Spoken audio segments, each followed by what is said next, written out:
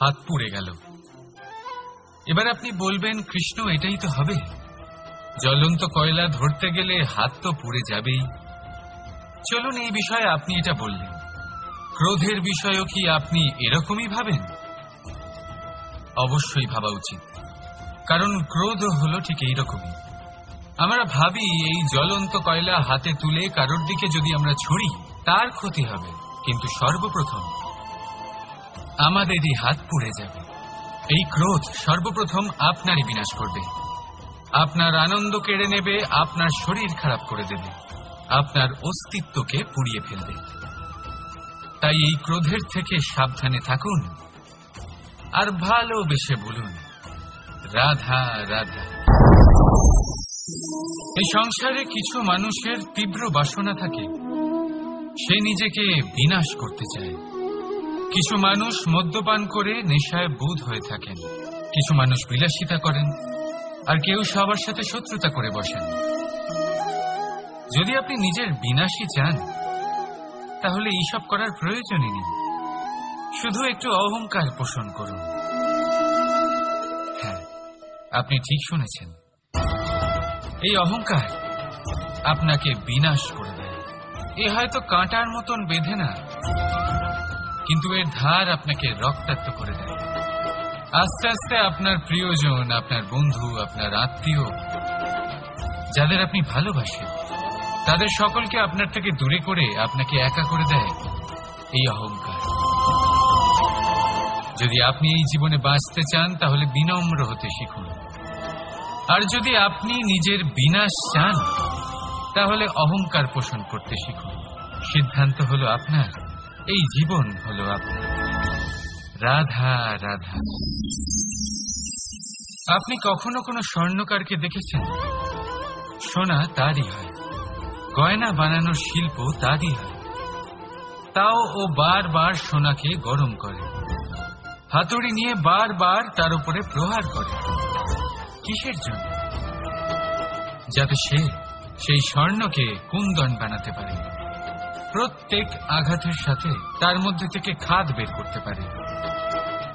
একজন বিবেকশীল ব্যক্তিরও এটা করা উচিত, যাতে এই সংসার আপনাকে আঘাত করার আগে আপনি নিজের মধ্যে থাকা দোষগুলো বহিষ্কার করে দিন। হয়তো একটু কষ্ট হতে পারে, কিন্তু এ অবশ্যই করবেন। যদি আপনি কুন্দন হতে চান তাহলে নিজেকে নিজের স্বর্ণকার অবশ্যই হতে হবে। রাধা রাধা। দেখুন এই ঘাসকে, কত কোমল, কত মধুর। যদি এই ঘাসের ওপর হাঁটেন তাহলে পায়ে ব্যথা কখনোই হবে না, এর উপরে শুয়ে পড়লে মিষ্টি ঘুম চলে আসবে। কিন্তু এই ঘাসকেই যদি আপনি ঠিক করে না ধরেন তাহলে এতে আপনার আঙুলও কেটে যেতে পারে। এই নরম ঘাসই আপনাকে আঘাত দিতে পারে। ঠিক এইভাবেই প্রত্যেক ব্যক্তি যিনি ধর্মের পথে চলছেন তিনি আঘাত পেতে পারেন, যদি ওনার ধর্মের সম্পূর্ণ সত্য, তার আসল স্বরূপের বিষয়ে জ্ঞান না থাকে। তাই জীবনে যে কোনো বস্তু, ব্যক্তি বা সুযোগ আসে তাহলে তার শক্তির বিষয়ে, তার দুর্বলতার বিষয়ে প্রথমে তথ্য সংগ্রহ করবেন, তারপরেই সিদ্ধান্ত নেবেন। যদি এরকম করেন তাহলে সাফল্য অবশ্যই আসবে। রাধা রাধা। হাতির কত রকম রূপ হয়, কিছু স্নেহের সাথে আপনাকে স্পর্শ করে, তো কিছু প্রহার হিসেবে বর্ষিত হয়, কিছু বন্ধুত্বের নামে আপনার দিকে অগ্রসর হয়, তো কিছু শত্রুতার দিকে আপনাকে টেনে নিয়ে যায়। কিন্তু কখনো ভেবে দেখেছেন যে কোন হাত বেশি মূল্যবান? যখন আপনি সফল, যখন আপনি ভালো কাজ করেন, তখন কিছু হাত আপনার জন্য করতালি দেয়, আর কিছু হাত এমন হয় যা আপনার কাঁধ স্পর্শ করে যখন আপনি জীবনে সব থেকে অসফল হন, যখন আপনি ভেঙে পড়েন। তাই করতালি দেওয়া সেই হাত, আপনার প্রশংসা করা সেই হাত, তার থেকে অনেক বেশি দামি সেই হাত যা আপনাকে তখন আশ্বস্ত করে যখন আপনি এমন সময় কাটাচ্ছেন যা আমরা কেউ কাটাতে চাই না।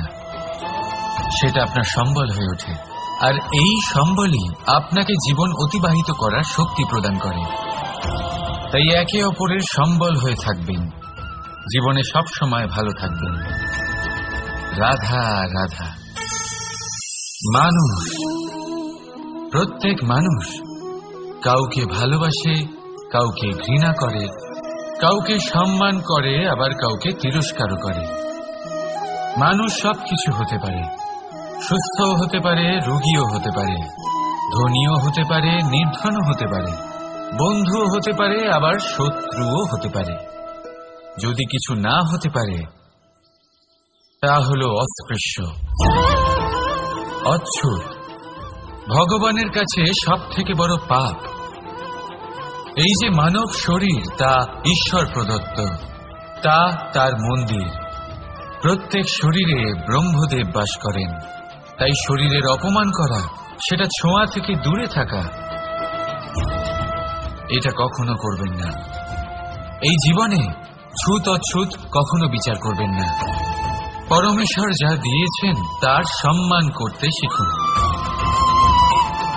আর আসুন আমার সাথে ভালোবেসে বলুন, রাধা রাধা। প্রেম আর চাওয়া একই মনে হয়, তাই না? কিন্তু আসলে এরা আলাদা। এদের মধ্যে অনেক তফাৎ আছে। দেখতে গেলে প্রেম আর চাওয়া কখনোই এক হতে পারে না। এবার যদি আপনাকে আমি এক উদাহরণ দিই, যদি আপনি এই ফুলকে চান, তাহলে আপনি এটাকে তার ডাল থেকে ছিঁড়ে আপনার কাছে রেখে দেবেন। কিন্তু যদি আপনি একে ভালোবাসেন, তাহলে আপনি প্রতিদিন এসে এটার শিকড়ে জল দেবেন, যাতে সে আরো প্রস্ফুটিত হয়। শুধু এটাই তফাৎ চাওয়া আর প্রেমের মধ্যে। চাওয়া স্বার্থ হয়ে ওঠে, যেখানে প্রেম পরমার্থ হয়ে ওঠে। তাই কাউকে না চেয়ে ভালোবাসুন, জীবন ধন্য হয়ে উঠবে। রাধা রাধা। কখনো কোনো বাচ্চাকে দেখেছেন? কত কিছু ঘটতে থাকে তার জীবনে। শৈশব থেকে বেড়ে ওঠা অবধি অসংখ্য অনুভূতি অনুভব করে সে। কখনো পড়ে যায়, কখনো আহত হয়, কখনো জ্ঞান লাভ করে, কখনো কষ্ট সহ্য করে, তো কখনো আনন্দ উপভোগ করে। কিন্তু মনে রাখে সে শুধুমাত্র আনন্দের মুহূর্তগুলি। এবার শুধু একবার আপনার জীবনের প্রারম্ভের দিকে তাকিয়ে দেখুন, আপনার শৈশবে তাকিয়ে দেখুন। আপনি দেখবেন বেশিরভাগ যেসব স্মৃতি আপনার মনে আছে, সেগুলি সমস্ত ভালো মুহূর্তে, খারাপ মুহূর্তের নয়। সেই জন্য শৈশব সব থেকে সুখী হয়, এতে নিশ্চিন্ত থাকা যায়। সেই জন্য আজ আপনি যতই বড় হয়ে উঠুন না কেন, খারাপ স্মৃতি, খারাপ ঘটনা সব ভুলে যাওয়ার চেষ্টা করুন। একবার খারাপ ঘটনা ভুলে যাওয়ার অনুভূতি আপনার হয়ে গেলে, তখন মনে রাখবেন, যতই কঠিন পরিস্থিতির মুখোমুখি আপনাকে হতে হোক, তার মোকাবিলা করতে আপনি সক্ষম। রাধা রাধা। যদি আমি আপনাকে জিজ্ঞেস করি যে এই সংসারে সবথেকে মাহাত্ম্যপূর্ণ বস্তু কি, তাহলে আপনি বলবেন জল। আর একদম ঠিক বলবেন। কিন্তু কোন কারণে? এই জন্য যে সে আমাদের জীবন দান করে, এই জন্য যে সে আমাদের তৃষ্ণা মেটায়, নাকি এই জন্য যে আমাদের দৈনিক কাজ থেকে শুরু করে আমাদের মৃত্যু অবধি কাজে আসে, সব কাজে আমাদের সাহায্য করে? না, এর পেছনে একটা কারণ হলো জলের প্রকৃতি। ভেবে দেখুন, সমুদ্রের এই জল সূর্যের তাপ সহ্য করে বাষ্পীভূত হয়, তারপর উপরে গিয়ে মেঘে পরিণত হয়, তারপর সেই মেঘ রূপে প্রবাহিত হয়ে কোনো পর্বতের সাথে ধাক্কা খেয়ে বর্ষা হয়ে এই পৃথিবীতে বর্ষিত হয়। আর এই পৃথিবীর ধূলিকণা এর মাটিকে নিজের মধ্যে ধারণ করে। মানুষের দ্বারা, অন্য প্রাণীর দ্বারা যে ময়লা ছড়িয়ে পড়েছে তাকে নিজের মধ্যে ধারণ করে, আর তারপর ফের অগ্রসর হয়ে পড়ে সমুদ্রের দিকে, সমুদ্রে মিশে যায়। কিন্তু তবুও আবার বাষ্পীভূত হওয়ার সময় সেই ময়লাকে সে সেখানেই ফেলে যায়, সেই ময়লাকে নিজের সাথে নিয়ে যায় না। ব্যাস, এটাই জলের প্রকৃতি, যা তাকে মহান করে তোলে। আপনিও আপনার জীবনে আপনার কর্ম করুন, মহান কর্ম করুন, ভালোভাবে করুন, কিন্তু সেই কর্মের সাথে যে অহংকার আসে সেটা নিজের মধ্যে প্রবেশ করতে দেবেন না। তার থেকে উপরে উঠুন। আপনি নিজেকে জলের মতো হালকা অনুভব করবেন। রাধা রাধা। চিন্তা। সবাই বলে চিন্তা করা উচিত নয়, কিন্তু চিন্তা সবাই করে। যিনি বৃদ্ধ ব্যক্তি হন তিনি নিজের অতীতের সাথে বর্তমানের তুলনা করে চিন্তিত থাকেন। একজন যুবক ব্যক্তি ভবিষ্যতের বিষয় চিন্তা করে, নিজের লক্ষ্য কিভাবে পূরণ করা যায় সেই চিন্তায় মগ্ন থাকে। শুধু একজন বালকের না তো তার ভবিষ্যতের চিন্তা থাকে আর না অতীতের দুঃখ থাকে। আর এরকম কেন? কারণ সে শুধুমাত্র বর্তমান নিয়ে ভাবে, আর তাই সে সব থেকে বেশি সুখী। তাই মনে রাখবেন, যদি আপনি আপনার বর্তমানের বিষয়ে ভাবেন, তাতে বাঁচেন, সেটাকে ঠিক রাখেন এবং সেটাকে আরো ভালো করে তোলেন, তাহলে আপনার অতীত আর আপনার ভবিষ্যৎ আপনা থেকেই ঠিক হয়ে যাবে। আসুন আমার সাথে ভালোবেসে বলুন, রাধা রাধা। এই সংসারে যেই জন্মগ্রহণ করে কিছু না কিছু অবশ্যই শেখে এবং তার জন্য থাকে তার গুরুর অবদান। এবার এই গুরু কে হবেন তা আমরা নির্বাচন করি। হয়তো তিনি আমাদের মাতা পিতা হতে পারেন, হয়তো বন্ধু হতে পারেন, হয়তো দাদাও হতে পারেন, আদর্শ হতে পারেন, বা হয়তো গুরুকুলের শিক্ষাকর্তা গুরুও হতে পারেন। এবার সংসারের এমন কিছু জিনিস আছে যা জগতের কোনো গুরুই শেখাতে পারবেন না, তা আপনাকে সময় শিখিয়ে দেবে। কারণ এই সংসারে সময়ের থেকে বড় গুরু আর কেউ হয় না।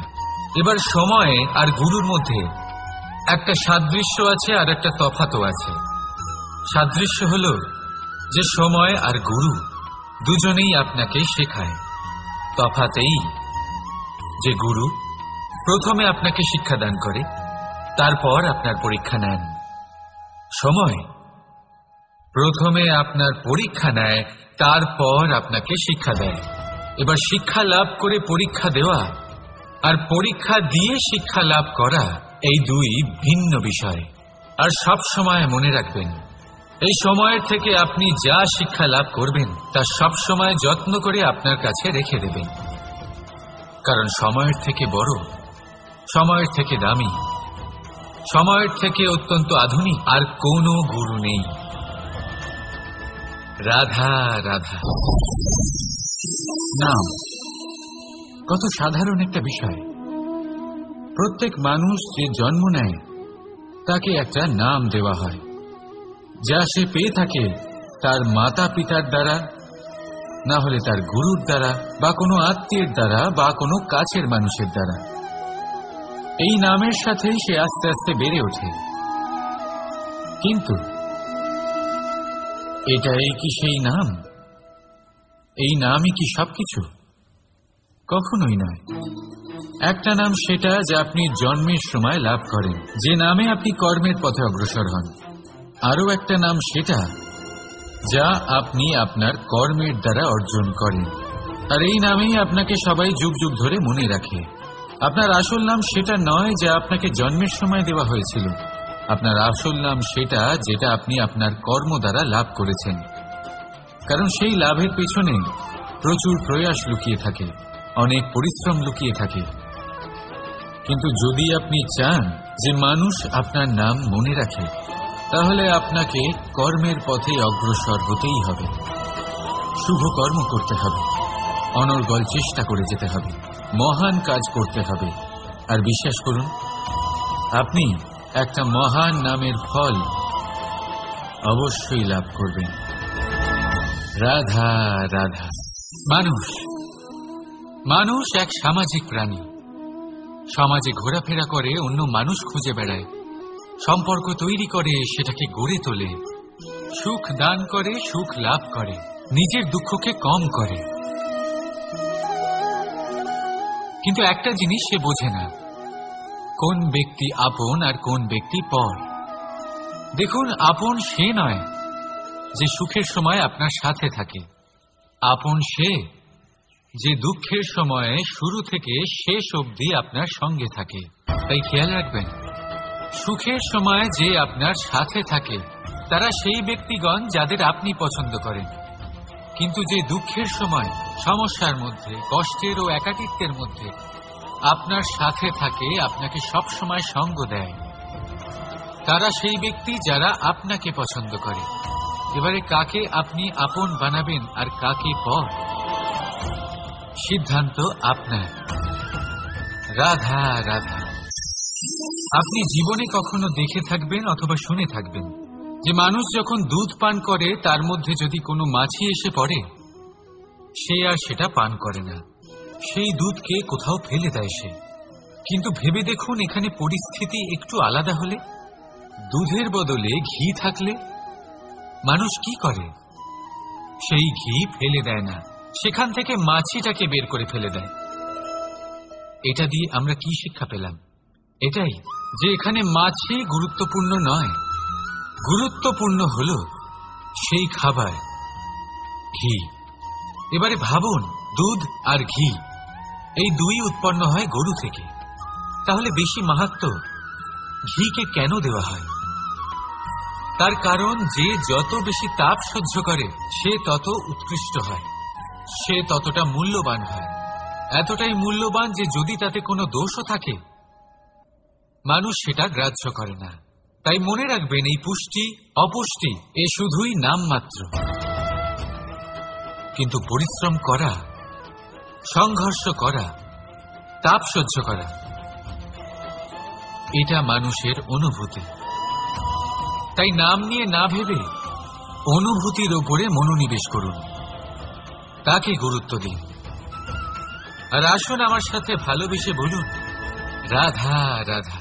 বহুবার আমরা জীবনে নিরাশ হয়ে পড়ি, এই ভেবে যে নিরন্তর চেষ্টা করার পরেও আমাদের নিজেদের লক্ষ্য প্রাপ্ত হচ্ছে না। আমরা বুঝতেই পারি না এটা কি হচ্ছে। অনেকবার এরকম মনে হয় যে সেই লক্ষ্য যা আমরা চাইছি, সেই স্বপ্ন যা আমরা দেখেছি, যার জন্য আমরা নিরন্তর চেষ্টা করেছি, আমরা হয়তো তার যোগ্যই নই। ওই লক্ষ্যই আমাদের জন্য সঠিক নয়। আমাদের মনোবল ভেঙে যায়, আর তা হলো অত্যন্ত কঠিন এক পরিস্থিতি। কিন্তু সেই সময় কি করা যেতে পারে? আপনাকে একটা উদাহরণ দিয়ে বোঝাই। কখনো কোনো বৃক্ষকে দেখেছেন? সেও অনেক কঠিন পরিস্থিতির সম্মুখীন হয়, যেমন পাতা ঝরার সময়। এই সময় এলেও বৃক্ষ হার মানে না, সে নিজের পাতা ও ফুল বদলে ফেলে, কিন্তু শিকড় কখনো বদলায় না, সে তখন অটল থাকে। আর এই সময় চলে গেলেই বৃক্ষকে দেখুন, আবার ফুলে ফলে পরিপূর্ণ হয়ে ওঠে। এইভাবে আপনিও জীবনে নিরন্তর চেষ্টা করতে থাকুন। তাও আপনি সাফল্য না পেলে নিজের পথ বদলে ফেলুন, কিন্তু সামনে এগোতে থাকুন, নিরন্তর চেষ্টা করতে থাকুন। কোনো না কোনো রাস্তা দিয়ে, কোনো না কোনোভাবে আপনি পৌঁছে গেলে আপনি জানতে পারবেন আপনার সাফল্য আপনার জন্যই অপেক্ষা করছিল। রাধা রাধা। আপনি মনুর বিষয়ে নিশ্চয়ই শুনে থাকবেন। ওনাকে একটা সুযোগ দেওয়া হয়েছিল, হয় উনি নিজের হালের রক্ষা করবেন, নয় এই সৃষ্টিকে আসন্ন প্রলয়ের হাত থেকে বাঁচানোর জন্য নৌকার নির্মাণ করবেন। উনি নিজের নির্বাচন করেছিলেন, আর আজ আমরা সবাই মানুষ নামে পরিচয় পেয়েছি।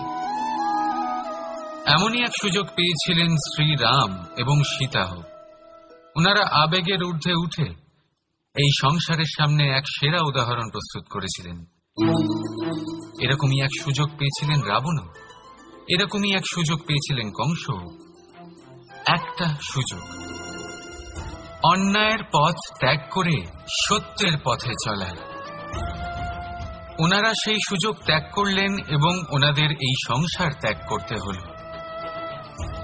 একটা অত্যন্ত গুরুত্বপূর্ণ কথা মনে রাখবেন, সুযোগ এই শব্দ যতটাই ছোট, এটা জীবনে আসেও ততটাই কম সময়ের জন্য।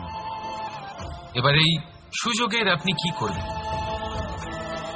এর সদ্ব্যবহার করে নিজের নাম প্রকাশিত করবেন এই সংসারে ইতিহাসে নিজের নাম অমর করবেন নাকি অসফল হওয়ার উদাহরণ হয়ে উঠবেন, সেই সিদ্ধান্ত হলো আপনার।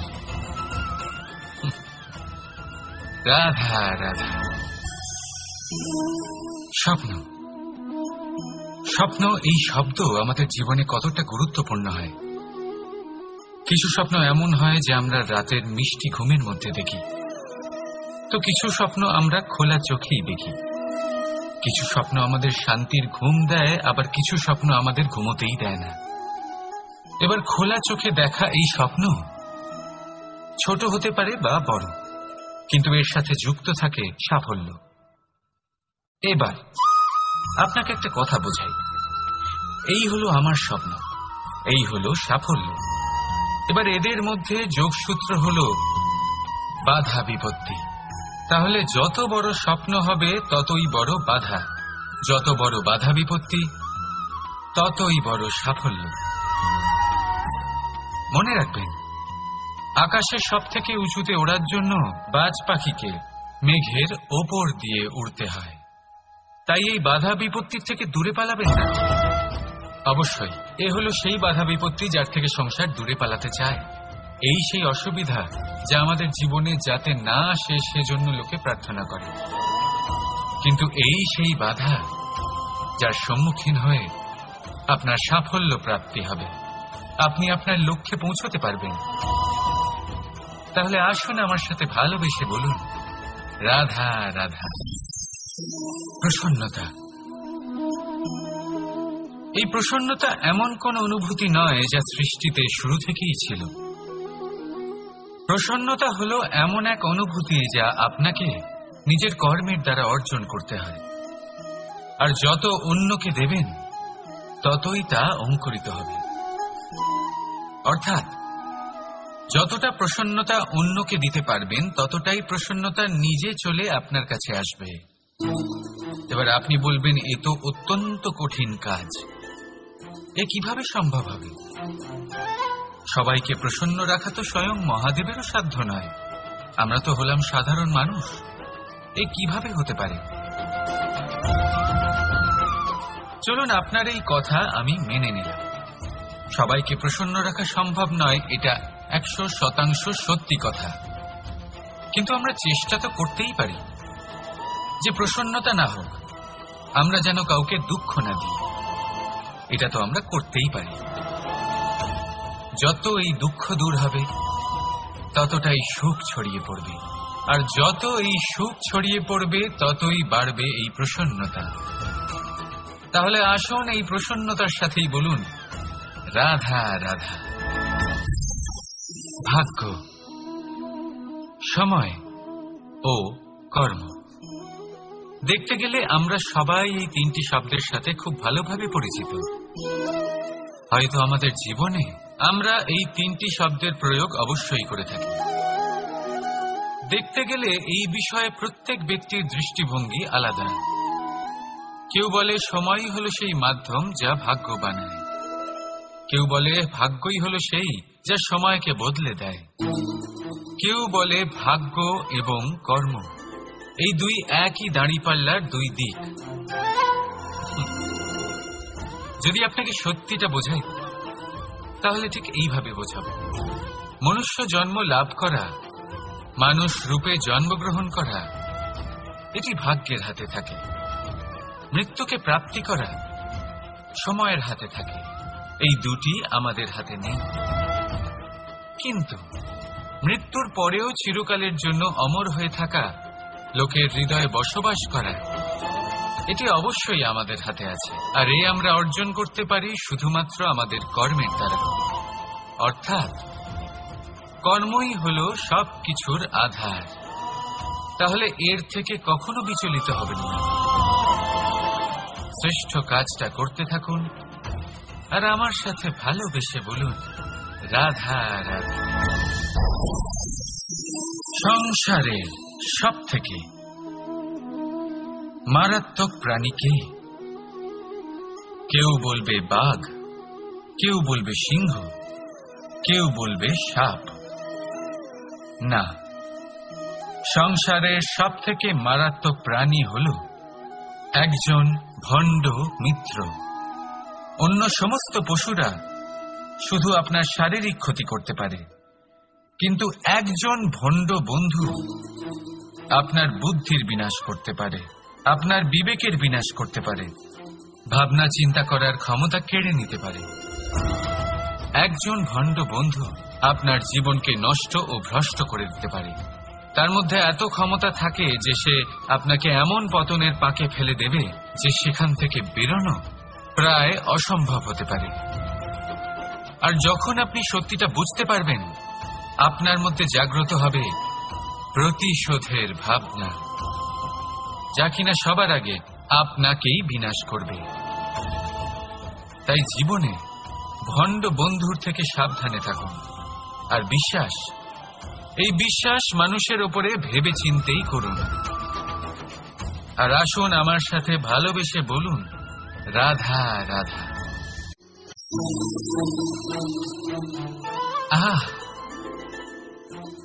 হাত পুড়ে গেল। এবার আপনি বলবেন, কৃষ্ণ এটাই তো হবে, জ্বলন্ত কয়লা ধরতে গেলে হাত তো পুড়ে যাবেই। চলুন, এই বিষয়ে আপনি এটা বললেন, ক্রোধের বিষয়েও কি আপনি এরকমই ভাবেন? অবশ্যই ভাবা উচিত, কারণ ক্রোধ হলো ঠিক এইরকমই। আমরা ভাবি এই জ্বলন্ত কয়লা হাতে তুলে কারোর দিকে যদি আমরা ছুড়ি তার ক্ষতি হবে, কিন্তু সর্বপ্রথম আমাদেরই হাত পুড়ে যাবে। এই ক্রোধ সর্বপ্রথম আপনারই বিনাশ করবে, আপনার আনন্দ কেড়ে নেবে, আপনার শরীর খারাপ করে দেবে, আপনার অস্তিত্বকে পুড়িয়ে ফেলবে। তাই এই ক্রোধের থেকে সাবধানে থাকুন আর ভালোবেসে বলুন, রাধা রাধা। এই সংসারে কিছু মানুষের তীব্র বাসনা থাকে, সে নিজেকে বিনাশ করতে চায়। কিছু মানুষ মদ্যপান করে নেশায় বুঁদ হয়ে থাকেন, কিছু মানুষ বিলাসিতা করেন, আর কেউ সবার সাথে শত্রুতা করে বসেন। যদি আপনি নিজের বিনাশই চান, তাহলে এইসব করার প্রয়োজনই নেই। শুধু একটু অহংকার পোষণ করুন। হ্যাঁ, আপনি ঠিক শুনেছেন, এই অহংকার আপনাকে বিনাশ করে দেয়। এ হয়তো কাঁটার মতন বেঁধে না, কিন্তু এর ধার আপনাকে রক্তাক্ত করে দেয়। আস্তে আস্তে আপনার প্রিয়জন, আপনার বন্ধু, আপনার আত্মীয়, যাদের আপনি ভালোবাসেন, তাদের সকলকে আপনার থেকে দূরে করে আপনাকে একা করে দেয় এই অহংকার। যদি আপনি এই জীবনে বাঁচতে চান, তাহলে বিনম্র হতে শিখুন। আর যদি আপনি নিজের বিনাশ চান, তাহলে অহংকার পোষণ করতে শিখুন। সিদ্ধান্ত হলো আপনার, এই জীবন হলো আপনার। রাধা রাধা। আপনি কখনো কোনো স্বর্ণকারকে দেখেছেন? সোনা তারই হয়, গয়না বানানোর শিল্প তারই হয়। তাও ও বারবার সোনাকে গরম করে, হাতুড়ি নিয়ে বারবার তার উপরে প্রহার করে। কিসের জন্য?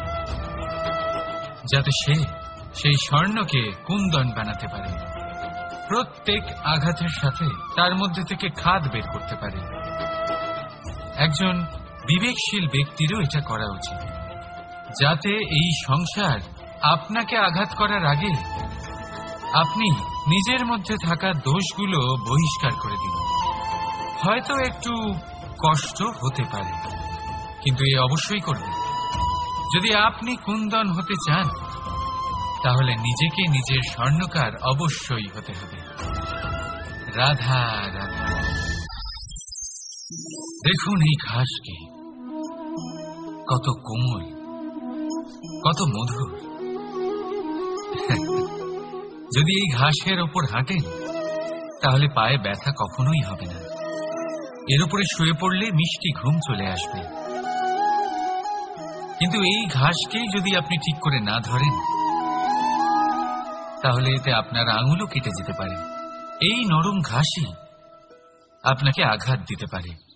ঠিক এইভাবেই প্রত্যেক ব্যক্তি যিনি ধর্মের পথে চলছেন, তিনি আঘাত পেতে পারেন যদি ওনার ধর্মের সম্পূর্ণ সত্য, তার আসল স্বরূপের বিষয়ে জ্ঞান না থাকে। তাই জীবনে যে কোনো বস্তু, ব্যক্তি বা সুযোগ আসে, তাহলে তার শক্তির বিষয়ে, তার দুর্বলতার বিষয়ে প্রথমে তথ্য সংগ্রহ করবেন, তারপরেই সিদ্ধান্ত নেবেন। যদি এরকম করেন তাহলে সাফল্য অবশ্যই আসবে। রাধা রাধা।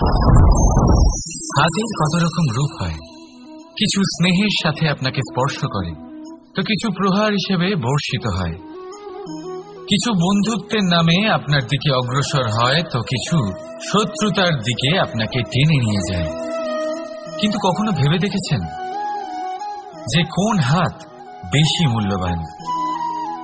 যখন আপনি সফল, যখন আপনি ভালো কাজ করেন, তখন কিছু হাত আপনার জন্য করতালি দেয়, আর কিছু হাত এমন হয় যা আপনার কাঁধ স্পর্শ করে যখন আপনি জীবনে সব থেকে অসফল হন, যখন আপনি ভেঙে পড়েন।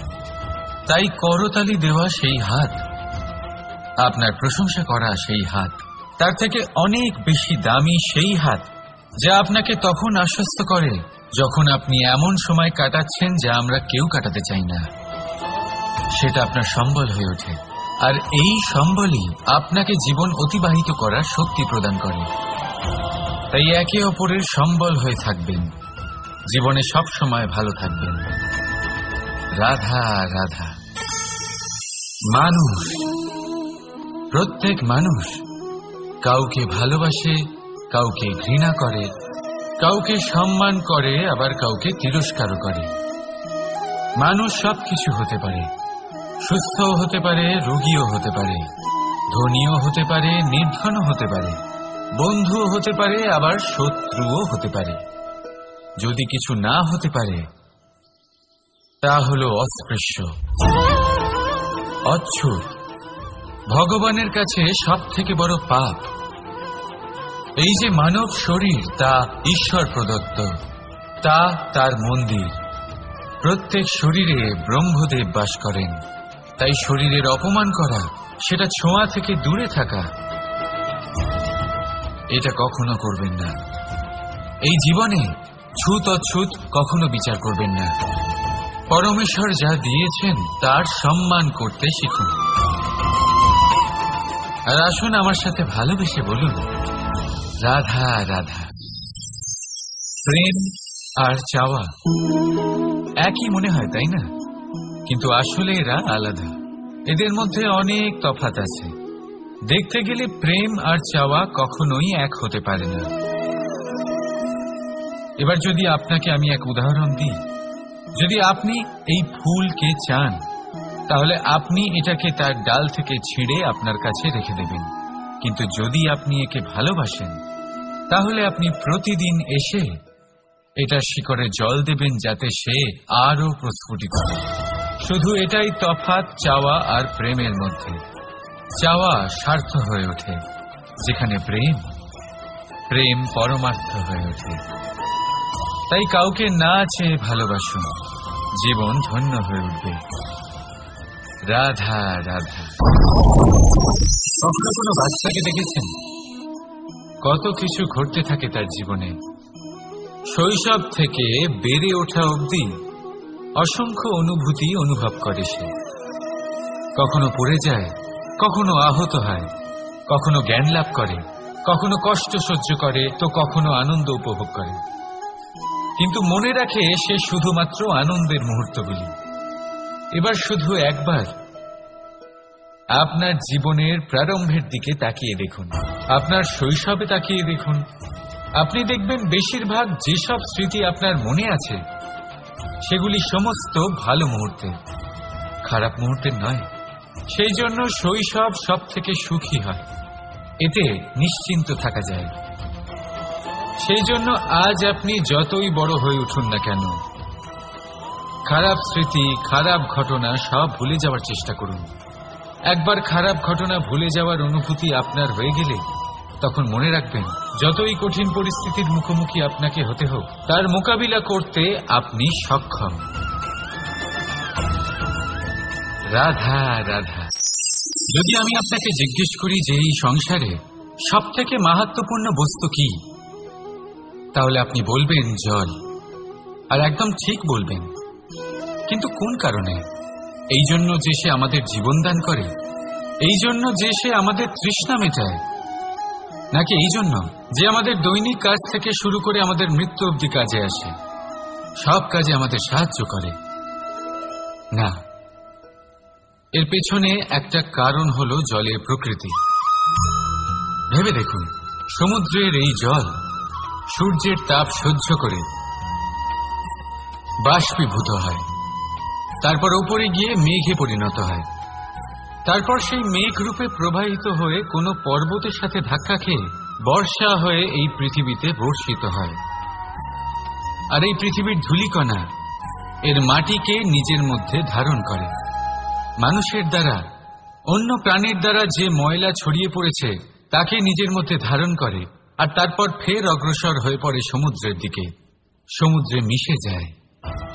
কিন্তু তবুও আবার বাষ্পীভূত হওয়ার সময় সেই ময়লাকে সে সেখানেই ফেলে যায়, সেই ময়লাকে নিজের সাথে নিয়ে যায় না।